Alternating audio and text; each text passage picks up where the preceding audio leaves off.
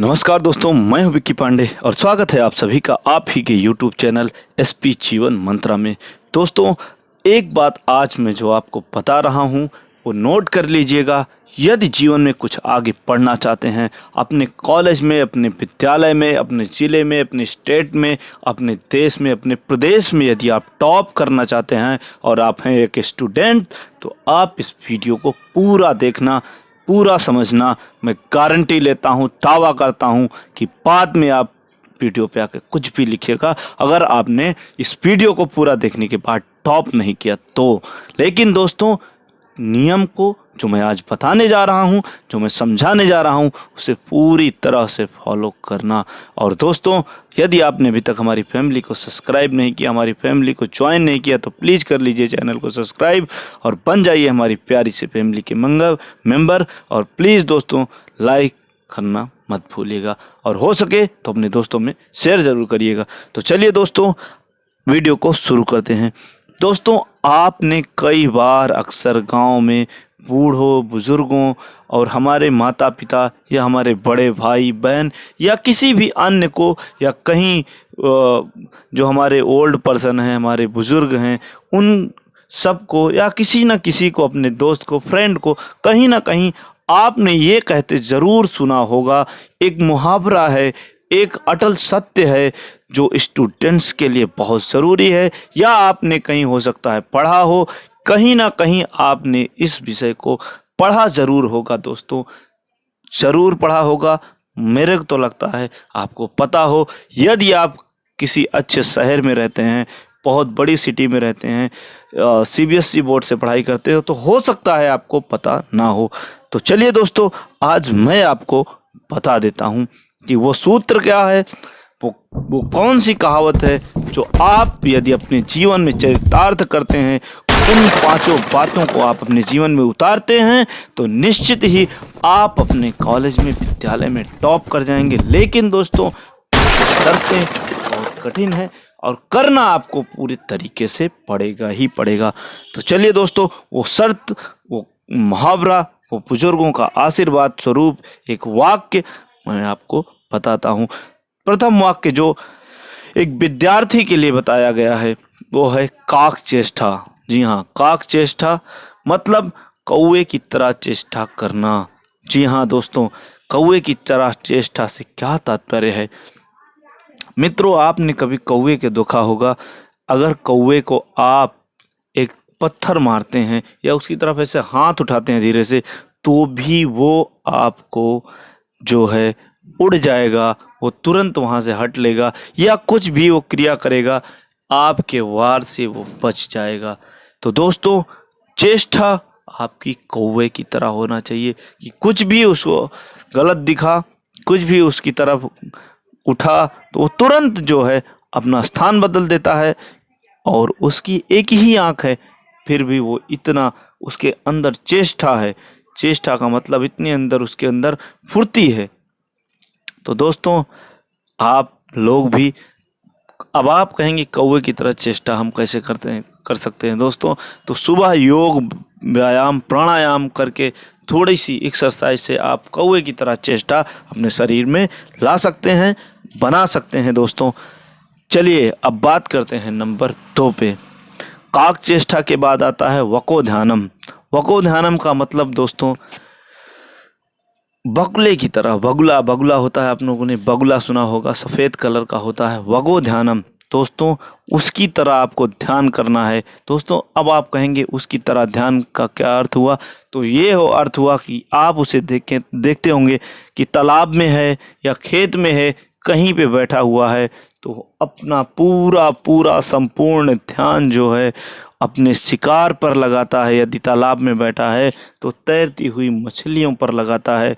यदि खेत में बैठा है, आप लोगों ने अक्सर देखा होगा, यदि आप गांव से बिलोंग करते हैं तो आपने देखा होगा कि वो खेत में सर्दियों के मौसम में जब धान की फसल कट जाती है, उसके बाद जब जुताई होती है या फिर जब धान की रोपाई होती है, तो भी आपने बगुले को देखा होगा। वो अपने शिकार के लिए जो कीड़े होते हैं उनको चोंच मारने के लिए कितने ध्यान मग्न रहता है। तो दोस्तों, आप भी पढ़ाई के वक्त अपना जो सारा ध्यान है वो एकाग्रचित करके उसी तरफ रखिए, उसी तरफ बनाए रखिए कि आपका ध्यान जो है वो उसी तरफ रहे, कहीं और अपने ध्यान को मत बढ़ाइए।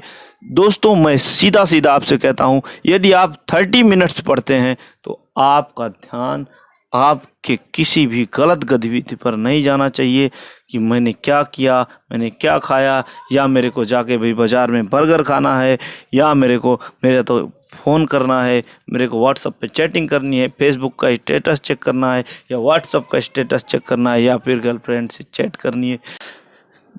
चैटिंग करनी है, या कुछ भी करना है। एक बात आज आपको दोस्तों बता देता हूँ कि यदि आपके मनी है तो हनी बहुत आ जाएंगी। हनी का मतलब हनीप्रीत बहुत आ जाएंगी। लेकिन अगर आपके पास मनी नहीं है तो एक भी हनी नहीं है, ये समझ लेना। तो दोस्तों ये हो गई 2 बातें, काकचेष्टा भको ध्यानम। उसके बाद दोस्तों आता है स्वान निद्रा। स्वान निद्रा मतलब कुत्ते की तरह सोना। अब आप कहेंगे हम कुत्ते की तरह कैसे सो सकते हैं, हम तो अपने घर में मस्त करके आराम से रजाई गद्दा बेड पे लगा लिए हैं, मुलायम सोफ़ा है उस पे जो है बैठे हैं, या फिर बेड पे जो है एकदम नरम मखमल का जो है सोफ़ा है, क्या बोलते हैं उसको, गद्दा है, उस पे हम मस्त सोए जा रहे हैं। तो दोस्तों ये चीज़ मैं बता देता हूँ कि यदि आप विद्यार्थी जीवन में हैं तो आप पहली बात तो कोशिश करें कि बेड पे जो आपका सोफ़ा लगा हो, बेड पे आपका जो गद्दे बिछे हों, उन पे जो है मुलायम चीज़ें ना हो। आपको एक बात बता दे रहा हूँ दोस्तों, ये सूत्र याद कर लीजिएगा, ये टिप्स नोट कर लीजिएगा कि यदि आप विद्यार्थी हैं तो बहुत ज़्यादा मुलायम चीज़ों पर ना ही सोएं तो अच्छा होगा, इससे आपको नुकसान होने वाला है। तो दोस्तों अब ये मत करिएगा कि अब आप कहें कुत्ते की तरह हम कैसे सो सकते हैं। स्वान निद्रा का मतलब ये है कि अगर कुछ भी हुआ तो कुत्ता फटाक से उठ जाता है, आप उसके बगल से निकलिए, देखिए वो तुरंत उठ जाता है, कहीं कोई भी आवाज़ आई तुरंत उठ जाता है। तो दोस्तों ऐसी जो है आप अपनी भी निद्रा बनाइए। ये नहीं कि आप ढंग से खा लिए, आप कहीं निमंत्रण में गए, अरे चलिए चाँप के खा लेते हैं, देखा जाएगा कुछ नहीं। आप कहीं चाइनीज़ खाने गए तो दबा के खा लिए और मस्त पड़े सो रहे हैं, आपको उठना है तो उठ नहीं पाए। आज के युग के हिसाब से देखा जाए तो कुत्ते की तरह सोने का मतलब ये है कि आपको अलार्म लगाना है, एक निश्चित समय पर सोना और निश्चित समय पर हर हाल में उठ जाना। ये चीज़ को नोट करके रखिएगा। ये हो गई 3 चीज़ें दोस्तों, स्वान निद्रा तथा ऊर्जा। उसके बाद अल्पाहारी। दोस्तों अल्पाहारी का मतलब ये मैं नहीं कह रहा हूँ कि एकदम कम ही खाइए। दोस्तों उचित खाइए, इतना खाइए कि आप दबा के खाने के बाद आपकी नींद ना लगे, आपको आलस ना लगे, क्योंकि आप अभी विद्यार्थी जीवन में हैं, आपको आगे बढ़ना है और बहुत सारे काम आपको करना है।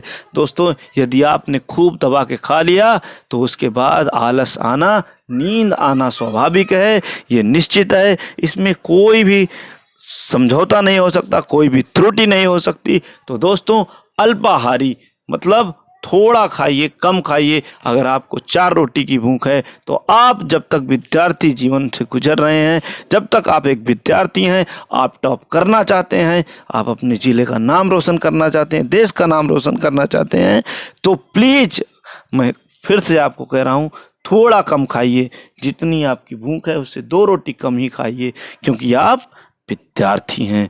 दोस्तों ये हो गई 4 बातें। अब लास्ट बात है गृह त्यागी।